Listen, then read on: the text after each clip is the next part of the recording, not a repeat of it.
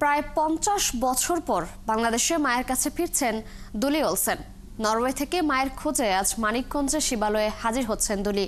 দীর্ঘ ৪ মাস অনুসন্ধানের পর মানিকগঞ্জে মায়ের সন্ধান পেয়েছেন তিনি। মা আর মেয়ের এই মিলনে ঘুচতে যাচ্ছে ৭,০০০ কিলোমিটার আর ২ মহাদেশের ব্যবধান। এই গল্পের শুরু ১৯৭৬ সালে। সে বছর ১৭ বছরের কিশোরী আম্বিয়ার কোলজোড়ে আসে ছোট্ট দুলি। জন্মের ৩ মাস পরই বাবা শীতল ব্যাপারী ত্যাগ করেন স্ত্রী আম্বিয়াকে। সন্তানের ভরণ পোষণ করতে না পেরে ১ বছর বয়সী দুলিকে সমাজসেবা অধিদপ্তরে দত্তক দেন অসহায় আম্বিয়া।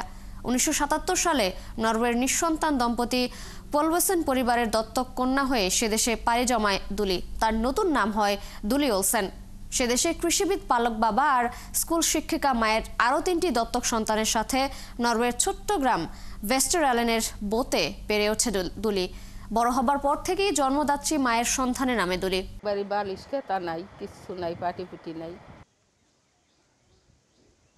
তার পাঠানো তথ্য কাজ শুরু করে ৭১। সমাজসেবা অধিদপ্তর ও মানিকগঞ্জের স্থানীয়দের সহায়তায় দীর্ঘ অনুসন্ধানের পর মানিকগঞ্জের শিবালয়ে মেলে দুলির মা আম্বিয়ার খোঁজ। দীর্ঘ ৫০ বছরের ব্যবধান ঘুচে আজ মায়ের কোলে ফিরছে দুলি। প্রায় ৫০ বছর পর মায়ের কাছে ফিরলেন দুলি ওলসেন। দুলি ওলসেনের ফেরার খবর রাখছেন সহকর্মী শাহনাজ শারমিন। মানিকগঞ্জ শিবালয় মুক্তানগর থেকে সরাসরি যুক্তি দিচ্ছেন তিনি আমাদের সাথে। শাহনাজ, দুলি কিভাবে তার মাকে খুঁজে পেলেন আর মা কেন এই দুলিকে দত্তক দিলেন, খুঁজে পাওয়ার গল্পটা আপনার কাছ থেকে ছোট করে শুনতে চাই।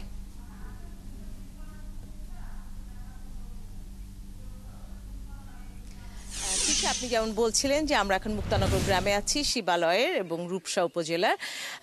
এইখানে আমরা এখন আসলে দুলির মায়ের বাড়ি, বোনেরও বাড়ি, এটি আসলে মূলত দুলির বোনের বাড়ি, ছোট বোনের বাড়ি, যে বাড়িতে দুলির মা এখন অবস্থান করছেন।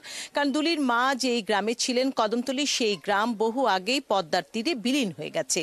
আমরা যখন প্রথম দুলি আমাদের সাথে নরওয়ে থেকে যোগাযোগ করে তার মায়ের সন্ধান চাইছে, তখন আসলে আমরা একটি মাত্র সূত্র ছিল আমাদের কাছে, কদমতলী গ্রামের আম্বিয়া খাতুন এবং শীতল ব্যাপারী।